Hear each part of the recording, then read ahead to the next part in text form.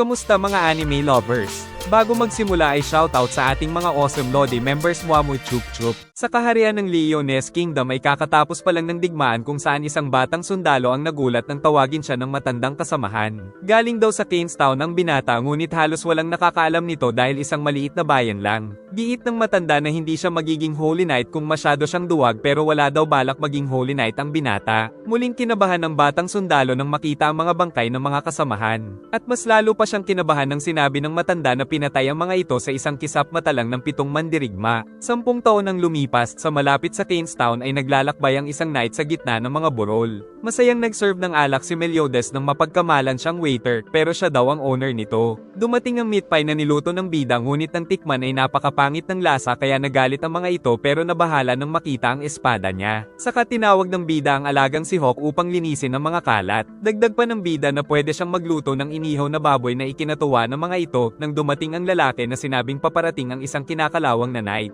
Naging usap-usapan na kasapi ito ng kinatatakutang 7 deadly sins na nasa wanted poster pero may mga balita rin na patay na daw ang mga ito. Pinagwalang bahala nila ang balita tungkol sa knight ngunit kinabahan sila nang marinig ang mga yabag nito hanggang sa dumating sa pub. Dahil dito ay nagtakbuhan ang lahat para sa kanilang mga buhay. Pero hindi natakot si Meliodas at natumba ang knight na isa palang babae. Nilagay nila sa kama ang babae at ininspeksyong maigi ng manyak na bida ang katawan. Nang magising ito sa boar hat shop ni Meliodas ay napansin nito ang espada ng bida pero putol pala ito. Natuwa ang dalaga nang malamang nagsasalita si Hawk at sinabing nais niyang magkaroon noon ng alaga. Giit ng bida na pwede niyang kagatin si Hawk kung nagugutom na siya. Kalaunan ay binigyan nila ito ng pagkain pero napaiyak na lang ang dalaga dahil sa lasa nito. At sinabing hinahanap niya ang 7 deadly sins. Kalaunan ay dumating ang mga kawal upang patayin ang nakitang Rusty Knight. Ngunit isang bata ang nagpakita at nagpanggap si Hawk na siya ang isinumbong ng mga customer. Hindi naniwala ang mga ito at nagalit pa sila kay Meliodas. Nang mapansin ng babae na tumakbo kaya mabilis nilang hinabol ito sa gubat. Nais ng lalaki na makahuli ng miyembro ng 7 deadly sins upang maging apprentice Holy Knight.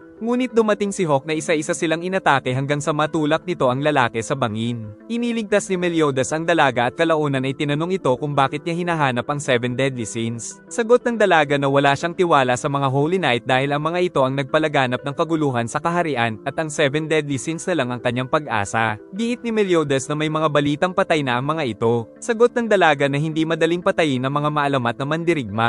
Kalaunan ay yumanig dahil winasak ng isang Holy Knight ang lupa upang mahulog sila sa bangin at mamatay. Nag-alala ang mga sundalo dahil nahulog din doon kanina ang kasamahan nila pero walang pake si Twigo. Iniligtas ni Meliodas ang lahat ng nahulog na ipinagtaka ng bakulaw. At nang makita nito ang hikaw ng dalaga ay nakilala niyang ito si Princess Elizabeth na kailangan niya daw hulihin buhay man o patay kaya napatakbo ang dalaga sa gubat. Umatake ito ng malakas at naputol ang maraming puno, subalit na iligtas pa rin siya ng bida. Nasugatan naman si Hawk at tuluyang tumakas. Nais na lang sumuko ng prinsesa para wala nang masaktan ngunit iniligtas pa rin siya ng bida sa atake ng bakulaw dahil alam niyang papatayin pa rin sila nito kahit sumuko. Giit ng dalaga na ginawa niya ang paglalakbay upang mahanap ang 7 deadly sins at mailigtas ang kaharian. Dahil dito ay nagpakilala na ang bida na siya ang captain ng hinahanap niyang grupo. Giit ng binatang sundalo na nakita niyang ang nagligtas sa kanya ay ang pinakamapanganib na miyembro ng 7 deadly sins. Napansin ni Elizabeth ang simbolo nito ng dragon sa braso nang atakihin sila ni Twigo. Subalit siya pa ang nasaktan sa sariling atake nito. At ipinagtaka pa nitong putol ang espada ng bida. Nakilala na siya ng bakulaw kaya sinubukan niyang atakihin muli si Meliodas, subalit sa simpleng atake ng bida ay naramdaman nito ang lakas at tuluyang tumalsik sa ere si Boy Bakulaw. Dahil si Meliodas ang Dragon Sin of Wrath ng 7 deadly sins. Isang buwan nang nakalipas ay pinapasok na ng Holy Knights ang palasyo. Kaya napilitan ng hari na utosang tumakas si Elizabeth bago pa mawasak ang pinto. Dahil sa kaguluhang nangyari ay lumipat ang tahanan ni Meliodas sakay ng Mama Boar. Samantala si Elizabeth ay pinagsuot ni Meliodas ng gusto niyang outfit. Sa kaminanyak pa ito ng bida na ikinagalit ni Hawk. Tinanong ng prinsesa kung masama ba talaga ang 7 deadly sins dahil iniligtas siya nito mula sa isang Holy Knight. Sagot ng bida na ang krimen lang na nagawa niya ay ang pagnanakaw ng mga underwear ng kadalagahan sa syudad.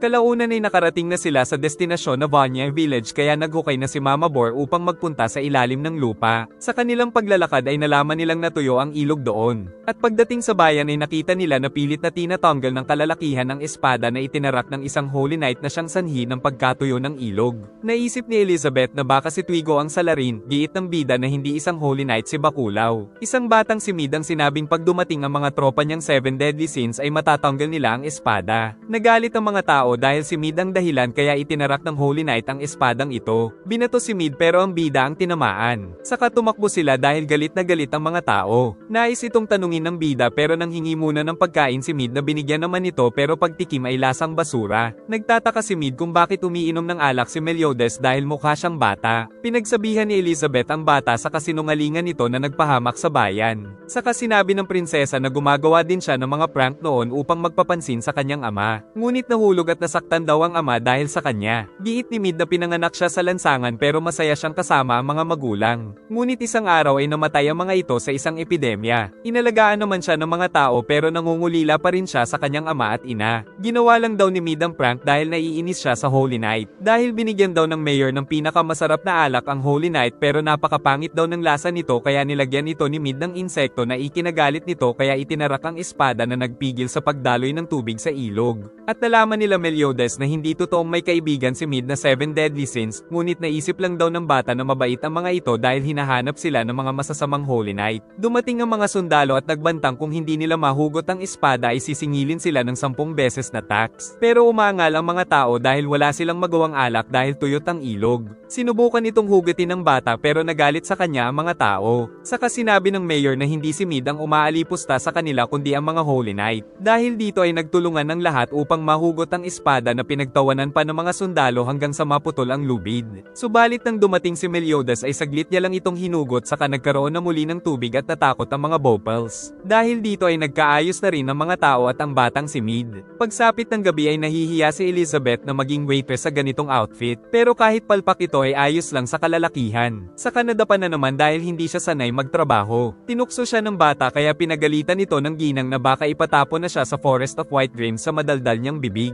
Nakarating na sa Holy Knight na may gawa nito na may nakahugot ng espada niya. Kaya tinanong nito ang eksaktong lokasyon ng Vanya Village at nilagyan ng kuryente ang sibat na inihagis ng napakalakas patungo sa sinabing lokasyon na naramdaman ng bida. Habang nag-e-emote si Elizabeth ay hinahanap ito ng bida at nang dumating ang sibat ay ginawa niya ang lahat para mapigilan ang napakalakas na kapangyarihang taglay nito. Sa kanya muling inihagis patungo sa pinanggalingan nito kaya gumuho ang gusali. At muntik na ring tamaan si Gil Thunder kaya nakumpirma niyang nagbabalik na si Meliodas. Giit ng bida na kailangan na nilang umalis para matahimik na ang Vanya Village. Kaya sinabi ng prinsesa na magtago na lang sila sa kinatatakutang Forest of the White Dreams. Giit ng bida na hindi sila magtatago doon kundi maghahanap ng kasamahan mula sa 7 deadly sins kaya umalis na si Mama Boar. Sa nakaraan ay pinatay ang Holy Knight leader na si Zarathustra na nakita mismo ng anak na si Gil Thunder. Sa paghahanap ni Gil Thunder ay nalaman nilang patungo sa Forest of the White Dreams sila Meliodas kaya agad din nila itong sinundan. Naiinis na si Hawk dahil 3 oras na pero wala pa rin silang mahanap na miyembro ni Meliodas. Natakot si Elizabeth dahil may humahawak daw sa puwet niya pero wag daw siyang mag-alala dahil si Meliodas lang pala. Saka naramdaman nitong nawawala ang kanyang panso dahil sigurado daw siyang naisuot niya ito. Kalaunan sa paglalakad ay nagkaroon ng maraming Hawk at walang pag-aalinlangan na sinapok ng bida ang mga ito. Kalaunan ay si Elizabeth naman ang ginaya ng mga ito. Saka may narinig silang nagbabanta na kailangan na nilang umalis. Dahil dito ay pinataas ng bida ang kanang kamay nila. Saka pinatalon sila ng mataas ngunit ang totoong prinsesa ay walang panso kaya nalaman ng bida kung sino ang totoo at tinalo ang lahat ng ito na nagsimulang tumakas. Tapos ibinalik ng bida ang panso nito dahil siya pala ang kumuha. Hinabol nila ang mga halimaw at nakarating sila sa natutulog na giant. Nagalit ito dahil naistorbo ang pagtulog niya. Saka kinuha si Meliodas pero nang makilala ay natuwa ito dahil na-miss niya daw ang captain dahil ito pala ay si Diane the Serpent Sin of Envy. Napagkamalan din itong pagkain si Hawk na agad nitong niluto.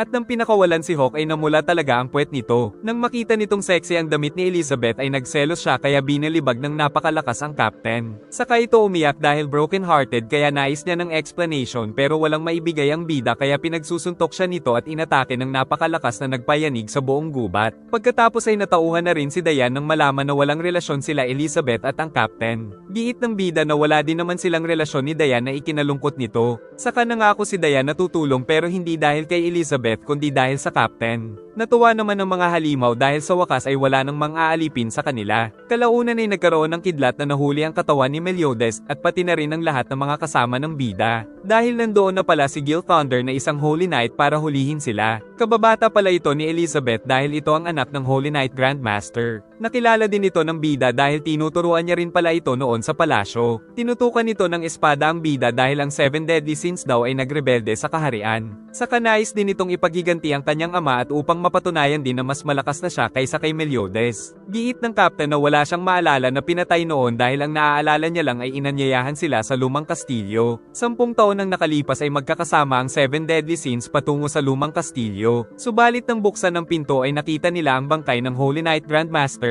at nang tignan sa labas ay pinaligiran sila ng mga Holy Knight kaya naisip nilang isa itong frame up. Pero nais pa rin siyang patayin ni Gil Thunder dahil naniniwala itong isa siyang traidor kaya nagmakaawa si Elizabeth. Dahil kababata ay pinakawalan nito ang prinsesa pero hindi pa rin ito umalis. Saka sinipa nito si Hawk na sinundan ng dalaga. Pinakita ng dalawa na makakatakas sila sa kidlat nito kahit kailan nila gusto. At pinagbili ng bida na huwag makikialam si Diane. Nagsimula ang laban at yumanig dahil sa kidlat saka nakatakas si Gil. Ngunit nasa likod ito pero nakailag ang bida saka tumakas sa mga atake nito. Sumugod si Gil at nagtama ang mga espada saka nawasak ang bato at tumalon sa ere ang dalawa upang doon maglaban at sa ibaba ay nawasak na naman ni Gil ang bato. Nasalag ng bida ang atake subalit tinamaan ng kidlat at sa atake ni Gil ay yumanig ang paligid na naramdaman ni Elizabeth. Pero natawa pa ang bida at pagbangon niya ay tinuluyan na siya ng Holy Knight. Ngunit bumangon ito at tinanong kung nasaan ang kasapi ng scene. Kaya nagpatuloy ang laban ngunit hindi siya matamaan ng Holy Knight. At sa utos ng captain ay kinuha ito ni Diane at inihagis ng napakalayo pero nasira ang kanyang gloves. Galit na galit si Hawk sa ginawa sa kanya. Nag-alala ang dalaga sa captain pero nainis si Diane sa nakikita. Sa malapit na village ay nagdarasal ang mga tao na ibalik ang mga kinuhang kalalakihan at sana ay maparusahan ng mga Holy Knight sa ginawa nila. Ngunit tumalsik pa patungo sa kanila si Gil Thunder na isang Holy Knight kaya nasaktan silang lahat. Nagpatuloy sa paglalakbay ang grupo at naginhawaan si Hawk mula sa pinsala na ginawa ni Gil Thunder. Sa kanilang paglalakbay ay nagpasya ang captain na puntahan si Ban na nasa Baste Prison. Nag-aalala si Elizabeth dahil kailangan niya daw munang gumaling. Kaya sinilip ng bida ang pampagaling niya. At sinabing tulog lang ang katapat at muli na niyang mababawi ang lakas. Nagtungo pa rin ang prinsesa ngunit pagpasok ay nakita niyang natumba ito. Nakarating na sa Baste Prison ang tungkol kina Meliodas at Diane. Ngunit hindi natatakot ang mga Holy Knight na nagbabantay doon dahil kumpiyansa sila sa kanilang mga lakas na walang magagawa sa kanila ang mga pipitsuging 7 deadly sin. Naisip nilang pakay ng mga ito si Ban na 5 taon na nilang bihag na palagi nilang pinapahirapan at hindi pa binibigyan ng pagkain. Nagtungo si Diane sa bayan upang maghanap ng doktor ngunit natakot ang mga tao. Dahil dito ay sila Elizabeth na lang daw ang maghahanap ng doktor na ikinalungkot ng giant chicks. Samantala isang insekto ng Holy Knight ang nakakita sa kanila na nasabik silang pahirapan. Nag-aalala si Diane sa captain ngunit inaasikaso na naman ito ni Dr. Dana na di makapaniwalang nabuhay pa ito sa mga pinsalang natamo. Sinisisi naman ni Elizabeth ang sarili sa mga nangyari. Giit ni Diane na siya na ang kukuha kay Ban sa Baste Prison para hindi na mahirapan pa ang captain. Naisa ng tumulong ni Elizabeth pero sinabi ni Diane na ang pakinabang lang ng prinsesa ay ang maging nurse ng captain kaya nagalit si Hawk pero natakot ang baboy nang tignan ito. Dagdag pa ng giant na nais niyang suklian ang kabutihan ng captain dahil ito ang kauna-unahang lalaki na ipinagtanggol siya sa panganib kahit kaya niya naman ipagtanggol ang sarili. Kalaunan ay nakita nilang paparating ang mga salot mula sa Baste Prison at nandudura pa ng asido at natatakot pala sa insekto si Diane. Samantala tuwang-tuwa ang Holy Knight na may kagagawa nito. Walang magawa sila Elizabeth ngunit tumakbo pa rin ito. Naglakas loob si Diane at gumamit ng kapangyarihan ng lupa upang mapatay ang mga insekto. Saka tumalon siya ng napakataas at tumakbo patungo sa Baste Prison. Napansin ni Hawk na parang patay na ang captain. Giit ng doktor na binigyan niya talaga ito ng lason saka nagpakita si Holy Knight Goldius na may utos nito. Samantala sa Baste Prison ay tumalsik ang pinto nito saka lumabas si Ban, the Foxin of Greed, saka sinabing lalabas na siya ngayong na lamang nagbabalik na ang kanyang captain. Dumating si Holy Knight Jericho at pinag-utos sa mga kawal na sabihin sa mga kasama na kinailangan niyang patayin si Ban saka ito hiniwan ng maraming beses at napasigaw. Pero nagpasalamat pa ito dahil pwede daw siyang maging barbero at nagtataka ang dalaga dahil walang sugat si Ban. Saka ipinakita na isa lang daw ang nakasugat sa kanya. Niyaya ni Goldius na sumama ng maayos si Elizabeth. Dadaan daw muna siya sa bangkay ni Hawk kaso sinipa lang nito ang baboy. Saka nais din itong kunin ang espada ng bida. Sa nakaraan ay nais na rin makita ni Ban ang espada ng captain. Pero nagalit si Meliodas at dahil mapilit si Ban ay hiniwa siya nito. Sa present ay kinuha ni Goldius ang espada ng bida. Ngunit biglang bumangon si Meliodas na ipinagtaka ng doktor. Ayaw itong ibigay ng bida dahil ito lang ang paraan para mapagdusahan niya ang mga kasalanan saka tinignan niya ng masama ang Holy Knight na napatalon sa bintana at tumakas dahil sa takot. Nagbalik na rin sa dati ang bida at nalaman nito ang sitwasyon. Gumaling na rin kaagad ang mga sugat ng Captain na ipinagtaka ng dalaga. Madali lang nilang nahanap si Goldius. Saka tinanong ng bida kung sino ang nag-utos sa kanya. Giit ng kalaban na sumusuko na siya pero may nasalag na mga patalim ang Captain na inihagis pala ni Goldius nang itaas ang mga kamay. Giit ni Dr. Day na napakawalan na ni Goldius ang anak nito dahil sinunod naman niya ang utos. Nang maglaho ang Holy Knight at nagtungo sa doktor sa kasinaksak ito. Nais nang umalis ni Meliodas ngunit nais talagang tulungan ni Elizabeth ang doktor kaya muntik na siya pero nasalag ng bida saka tumakas ito. Sa bawat paglitaw ng kalaban ay palagi itong nasasalag ni Meliodas subalit napilitan nilang iwan ng doktor dahil patuloy sa pag-atake ang kalaban hanggang sa masipa ito ng bida. Nagtago sila sa isang lumang bahay upang walang inosenteng madamay. Saka gumawa ang bida ng bitag sa pinto para sa Holy Knight. Sakto ngang pagdating ng Holy Knight ay nahulog ito sa bitag ng Captain at diretsong nahulog sa ibaba. Dahil alam ng bida na invisibility ang magic nito at hindi teleportation kaya siguradong dadaan ito sa bitag sa may pinto. Inatake siya ni Meliodas at tumalsik sa labas. Saka muling tinanong kung sino ang nag-utos sa kanya. Ngunit bigla itong naglaho at nakita ang tumatakbong kabayo na sakay pala si Goldius pauwi sa Baste Prison. Agad na tumakbo si Elizabeth patungo sa doktor at sinabi nitong nagawa niya lang ang utos ni Goldius para iligtas ang kanyang anak saka ito nawala ng malay. Sinisi ni Elizabeth ang sarili dahil sa pagkamatay nito. Giit ni Meliodas na kailangan ay maging matatag siya dahil marami pang pagsubok ang kanilang pagdadaanan. Saka nito naalala ang kasintahan na namatay sa digmaan pero nananatili sa kanyang puso ang pangarap nito. Giit ng bida na engot si Hawk dahil mas maganda nang ang maiwan si Elizabeth dahil mapanganib sa Baste Prison. Nagalit ang baboy dahil tinatawag siya nitong engot pero piningot lang siya ng bida. Saka hinabol sila ng prinsesa na tinahi pa pala ang bag ng Captain. Dahil kahit hindi siya isang knight ay gagawin niya daw ang makakaya para makatulong sa kanilang misyon. Sa paglalakbay ay yumanig dahil nandoon pala si Diane pero hindi nito maalala na patungo sana siya sa Baste Prison. Sa pagtunog ng bell ay nagmukhang Holy Knight si Meliodas kaya inatake ito ng Giant Chicks pero ang Captain pala ang inaatake niya. Napansin naman ng bida na nasa ilalim ng spell si Diane kaya pinili muna nilang tumakbo at umilag sa mga atake ng Giant ngunit ayaw silang tigilan ito. Hanggang sa makita nila ang dalawang manlalakbay na masasagasaan ng Giant ngunit nailigtas sila ng Captain. Umiiyak ang bata dahil sa nangyayari samantala pati ang bida ay naapektuhan ng spell kaya akala niya ay isang Holy Knight si Diane na kanyang inatake na bumaon sa lupa sa kanyang lakas. Sinipa siya nito pero nasipa niya ito sa pagmumukha. Subalit gumamit ito ng kapangyarihan na inilaaga ng bida ngunit nadadamay maging sila Elizabeth samantala tumalo ng bida ngunit nasalag siya ng lupa at nasuntok pa nito. Samantala pinag-utos ni Jericho na hanapin si Ban dahil tinanggal nito ang kanyang suot kaya natuwa ang mga manyak na tauhan. Dahil ang nangyari ay naisa nang gamitin ni Ban ang armor niya pero masyado itong maliit. Nakasalubong din ni Ban si Holy Knight Jude. Giit ni Jude na papatayin niya na si Ban dahil sawa na siyang pahirapan ito matapos niyang mahuli 5 years ago kaya sinaksak niya na si Ban subalit ngumiti pa ito. Patuloy sa pag-apak ni Diane sa inaakala niyang Holy Knight ngunit hindi matamaan. Saka umatake na rin si Meliodas sa Giant. Nang magsalita si Elizabeth ay bahagyang nawala ang spell sa dalawa. Subalit sa pagtunog ng bell ay napasailalim na naman sila kaya inatake ni Diane ang Captain. Dumating si Holy Knight Gagamba Girl na tumawag sa napakaraming insekto at kinagat si Hawk ng isa. Sa dami ng mga insekto ay siguradong magkakalasog-lasog ang katawan ng aatakihin ng mga ito. Saka inutusan itong patayin ang bata ngunit matapang na pinasok ng prinsesa ang mapanganib na kinaroroonan nito upang protektahan. Subalit ito pala ang Holy Knight na nagkokontrol sa dalawang kasama kaya tinuhad siya nito at sumugod si Hawk kaya pinalo. Ipinag-utos ng prinsesa na ibalik nito sa normal sila Meliodas kaya pinalo na naman siya. Ngunit nakuha pala nito ang bell na pinagmumulan ng hipnotismo. Kaya papatayin niya sana si Elizabeth ngunit pinigilan siya ng bida. Hindi nito pinansin ang kalaban na pinatalsik ang Captain at pinalo ng malakas sa lupa. Subalit pinatalsik siya nito ng mas malakas patungo sa Baste Prison. Saka inuppercut ito na muling tumalsik sa pader. At sa lakas ay nabasag nito ang armor ng kalaban. Pero pinagyabang nito ang mas matigas daw niyang balat subalit sa isang suntok ng ating bida ay nagregla ang mukha nito at tuluyang nakita si San Pedro.